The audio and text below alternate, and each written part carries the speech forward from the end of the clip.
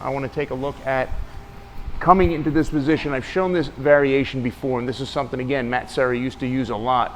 When we're in an over-under clinch, especially if his underhook is pretty tight, I want you guys getting in the habit of figuring out what direction you want to go.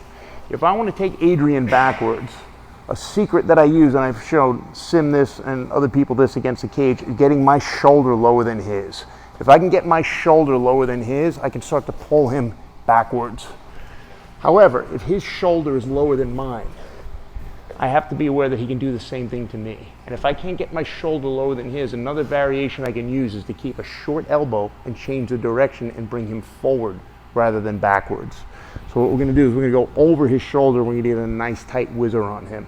As I step out, my intention is to turn the same direction as Adrian and bring him down towards the ground. If I can get his hand on the mat, that's even better. However, all I need to do is get his head lower than mine. The instant that happens, we come back with a short arm and we connect. Now, normally from this position, we snap down. We walk away from the head and snap. We're going to take a look at sitting to guard, not jumping to guard. So we can sit to guard fairly safely here by just bringing this leg outside and just sitting down to the ground. Be careful that you guys don't aim your knee right into somebody's belly. Make sure your knee is across their hip and you're sitting controlled and safely. From this position, I'm in a perfect spot to finish Adrian with the arm in guillotine. As long as my grip was established first, I start to turn and I start to drop the elbow in this position. As I told you guys years ago, this used to be like a big secret on the East Coast. People coming over from the West Coast saying, oh, show us the arm in guillotine. In tournaments on the East Coast, when Henzo guys, we'd get people in arm in guillotines, the opposing team would sometimes be like, oh, you're fine, the arm's in. You're fine, the arm's in, and the guy would go to sleep. So they think that I'm not supposed to get tapped here. Now everybody knows the arm in guillotine. There are different variations of it. The variation I use is something Henzo showed me a long time ago, okay? So again, he's in over here, he's in over here. His shoulder's lower than mine. I'm gonna get in a nice tight whizzer. This is the secret first, as I go over his shoulder. I step out and I turn and I go to bring his head lower than mine. As I come back, I set my grip up. If you guys look here closely, I'm gonna have my wrist underneath and I'm gonna have my fist in front of Adrian's neck. The instant I have that, my other hand just connects. From here, again, we will never jump guard in this academy. You can do it if it's allowed in a tournament, but it's dangerous to jump guard. So I put my foot here, and as I'm gonna slowly sit, this prevents Adrian from jumping over to the other side. Correct. Even if I don't get that in time, this foot does the same. So as Adrian goes to jump, he's locked with two legs in place. My head is gonna go over his head, and as I turn, I drop, I lift, okay? So here, as I turn, I bring his head down, I connect, I get that grip in first before he can start to defend. Then I bring that in, and I sit. I squeeze, and the direction of force is, again, this. You get everything in tight first. Again, be careful when you guys sit that your knee doesn't go right into their rib, okay? Let's give it a shot.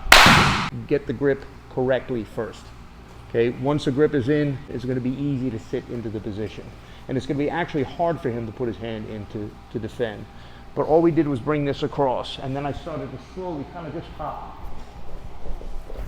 in a little circle. So there's no danger to his knee or no danger of me falling on him. If you're in MMA, would you jump guard from here? Well, if you're Henzo, you definitely would, because Henzo had the strongest arm in guillotine I ever felt, okay? You can, but if you sit here, this is actually a really good option. And for MMA, it would be last 30 seconds of the round. I wouldn't do it early in the round in case it fails, but what's gonna prevent Peter from getting his head out? If you look at my head position, my head should be here. If my head is here, sometimes he can resist and his head starts to slip out. You see this in MMA all the time. People have an arm in guillotine and then the guy's head comes out. What's the reason? Mostly is the grip. So if my hands are in front of Peter's stomach or his chest and I'm lying back here, the chances of him pulling his head out are very, very high. However, if my hands go in front of my own chest and in front of his shoulder and my ear is over his back, the chances are very, very low. So in MMA, it's extremely hard to put chokes in with gloves and wraps under those gloves. If you guys ever put gloves on and you start doing jiu-jitsu, you're like, man, it's much harder. Now put wraps under the gloves. If you have somebody who doesn't know how to wrap, you're gonna have a terrible grip.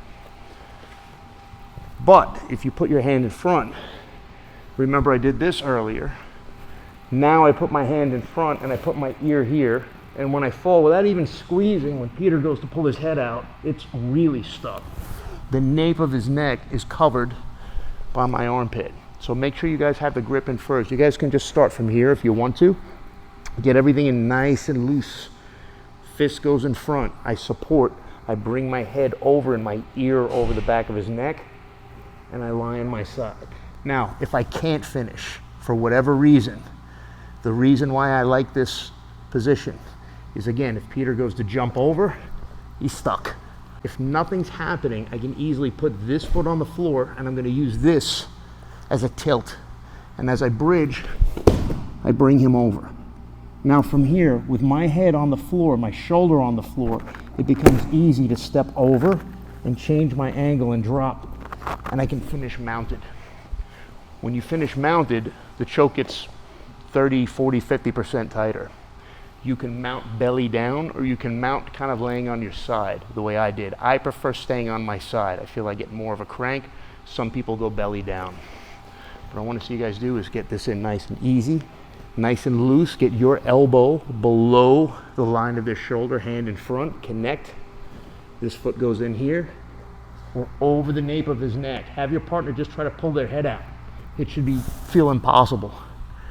Foot goes down, and as I push, I'm gonna lift my leg, take him over, and I'm gonna lift my hips. My head's on the floor. I'm over his head.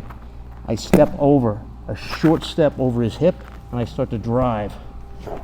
You get a very, very tight choke. Okay, let's give it a shot. So again, everybody's got this position down.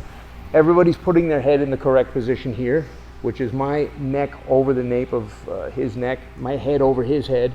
And as I kicked him over, I urged you to bring your hips up high, bring your ear to the mat, and step over. And then I like to finish just right here by driving my hips in. And again, if I don't lie on Adrian's head and I knock him over, and keep his head on my chest, and I have to keep him. This is where the roll comes in. And notice I landed differently.